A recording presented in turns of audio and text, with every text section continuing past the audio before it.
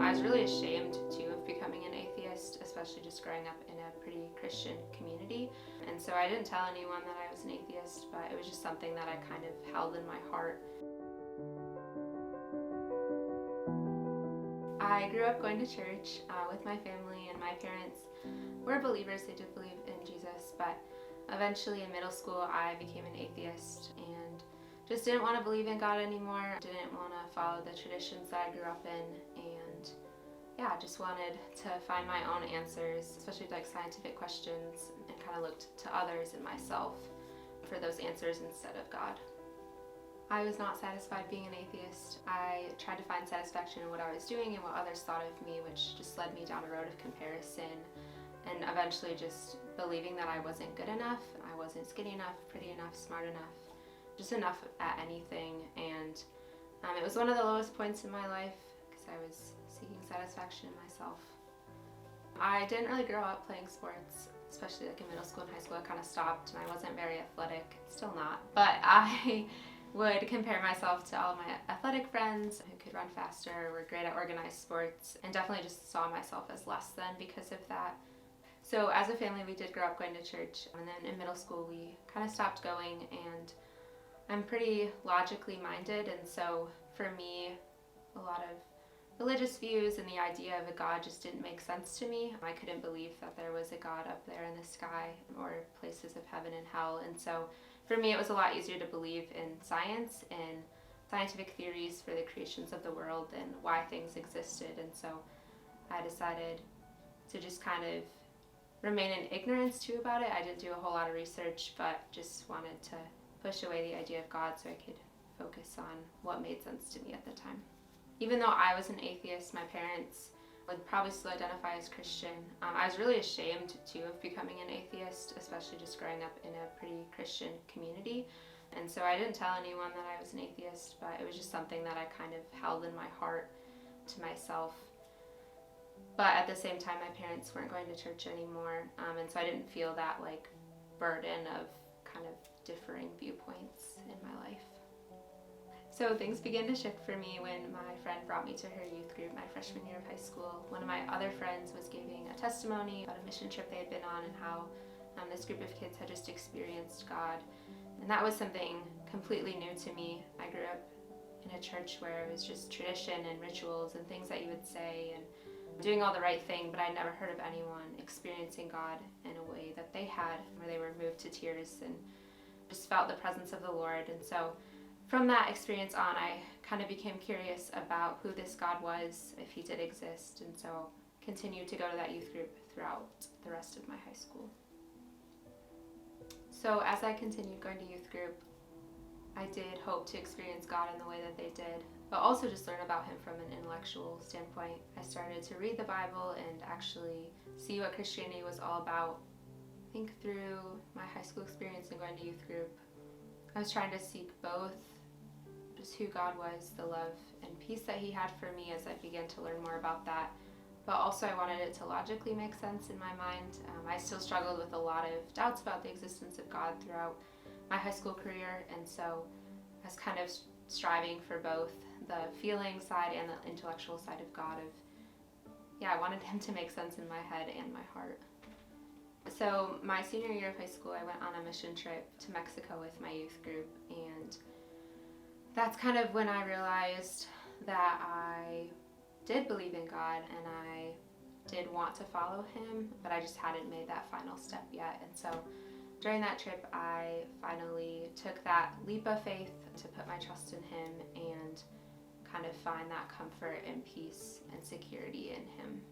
So when I realized I needed to make the decision and like accept him into my life, we were kind of, all of us in the mission trip were just in a big circle, and I felt this pull on my heart that I wasn't fully invested in God or in this group. I began to share with the group how I was feeling, and I started crying, and I'm not a crier, so I knew that something was happening, but one of the other leaders in the group offered to pray over me, and that's when she asked me if I wanted to accept Jesus into my heart, and I said yes. And I was still crying at that time, and then one of the leaders offered to baptize me right then and there as well. I ultimately made the decision to accept Christ because I was just struggling so much with just doubts and insecurities and not being enough, and I realized I couldn't do it on my own anymore. And also that God didn't expect me to do it on my own. He wanted to enter into my struggle with me and walk through it with me, and I knew that He alone could kind of take care of my doubt and satisfy me like no one else can. So after I accepted Jesus, I was just filled with joy in that moment. I felt so at peace and kind of like I had come home finally to the Lord. And then one of the other leaders offered to baptize me and just did so right on the spot with a water bottle. And so it was a little bit unusual. I've never seen a baptism like that, but it was really special because I kind of got to declare publicly that I had accepted Jesus, like right there with that baptism. So after I got back from the trip, not a lot had changed. I kind of still struggled here and there with doubts and insecurities, but I did just have a greater sense of peace and joy in my life. And a few months later, I was heading to Michigan State for my freshman year, and continuing my faith and continuing to grow was one of the most important things for me. And so I immediately sought out a group on campus that I could get plugged into, and I wanted to read my Bible more and just meet people who loved Jesus as well. I just really wanted to grow in college. So when I got to college, I became involved with Cru right away. My first night on campus, I went to a prayer and praise event and just got plugged in with girls in my neighborhood and began going to Bible studies and other events, and just kind of sought after the Christian life. So as I continued to kind of be involved in Cru and to just pursue Jesus, I did grow a lot. I grew a lot in who God was, and especially in what the Bible says and in prayer and just what walking as a Christian looks like. I grew so many friendships with girls and guys in my area, and just meaningful Christ-centered friendships that I didn't really have before, so that was really special. I think towards the middle of my freshman year, though, I kind of became overwhelmed and really focused on what I was doing. I was focused on how often I was reading my Bible, how often I was praying, how many events I could go to, and really just believed that like the more I worked and the more I was involved in these things and the more I was like the perfect Christian, the more God would love and accept me. And eventually that just fell apart, because that's not the truth. God doesn't require works from us for our salvation.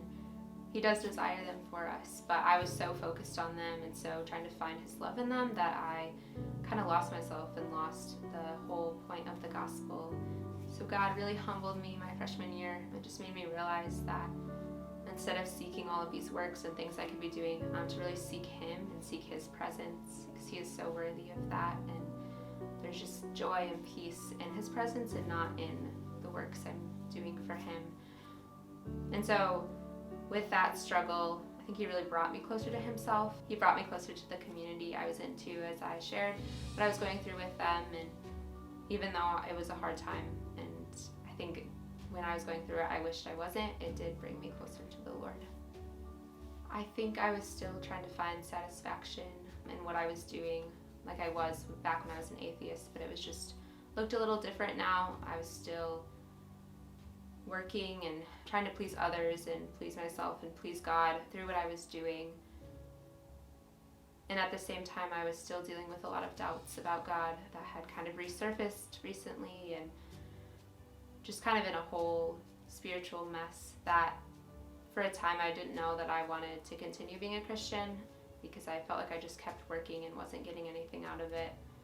And I also believe, because I was still having doubts, that maybe I was wrong and that I should just go back to being an atheist, because it was so much easier than trying to follow all of these rules or try to please God or other people.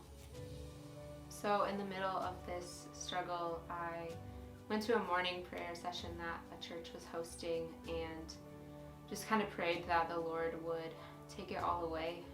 And He really met me there in that moment. He kind of reminded me who He is and how big He is and just how much He cares for me and loves me, that He didn't require all of these things of me, that He didn't want me to work towards his love, but just that he wanted me to return to the gospel and to who he is and to who I am in him.